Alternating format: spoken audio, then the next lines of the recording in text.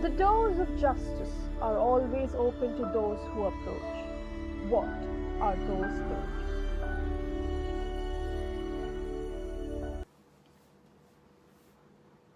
Which court to approach is a question which always confuses the litigants. The litigants are always confused with regards to the jurisdiction of courts. Hello everybody, I'm Advocate Swapna Kohli, and in my today's video, I shall be discussing about the constitution and jurisdiction of criminal courts in India. Let us begin now. The very first court is the Supreme Court. The Supreme Court is also known as the Apex Court or the Constitutional Court or the advisory court. It is known as the advisory court because the precedents on many times refer certain matters to the Supreme Court for advice. It is called the Constitutional Court because has the powers of judicial review. The Supreme Court has extensive powers and the law laid down by the Supreme Court is binding on all the courts in India as per the judicial proprietary. The Supreme Court has power to suo motu take up any matter which is in the interest of the justice of the public. The Supreme Court mainly deals with appeals from the orders of the high courts or the union territories.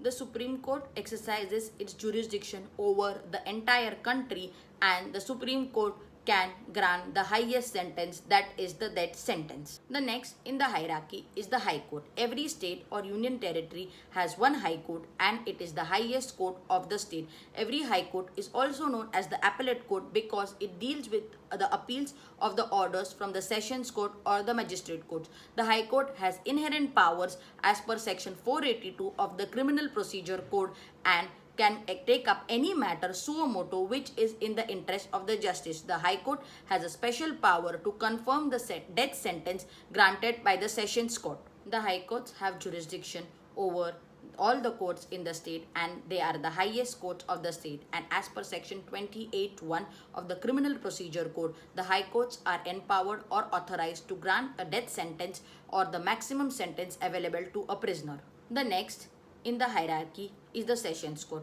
Every district has one Sessions Court or every two districts have one Sessions Court as per the orders of the Honorable High Court. The Sessions Court sometimes is also called as an appellate court because the Sessions Court deals with the appeals of the orders passed by the Magistrate Court. The Sessions Court has two judges, that is the Sessions Judge and the Assistant Session Judge.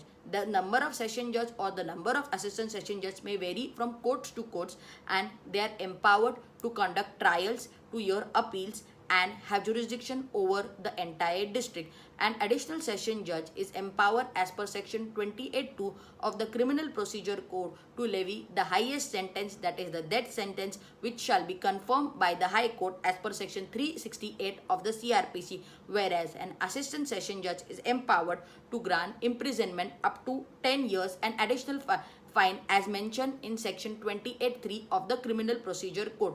Every district generally has one Sessions Court, and this Sessions Court may also have special court which would deal with offences that are special. For example, bomb blast, offences against women, offences under MCOCA, NDPS and etc. The last courts in the hierarchy of criminal courts are the courts of magistrates. In the metropolitan areas, we call it at metropolitan magistrate courts, and in the rural area, it is called as the judicial magistrate courts. These are headed either by the chief judicial magistrate or the chief metropolitan magistrate.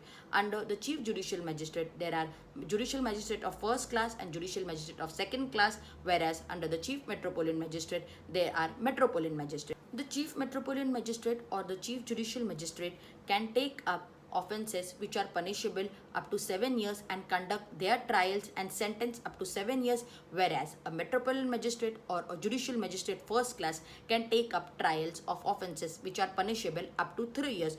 The judicial magistrate second class is authorized to take up trials which are punishable up to 1 year and thereafter sentenced for 1 year.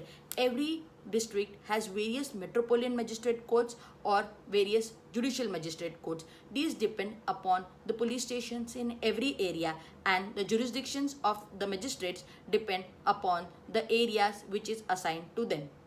So this sums up the hierarchy and jurisdiction of the criminal courts in India. The views expressed in this video are based upon my understanding of criminal laws in India and are explained in a way so that common people can find it easy to understand.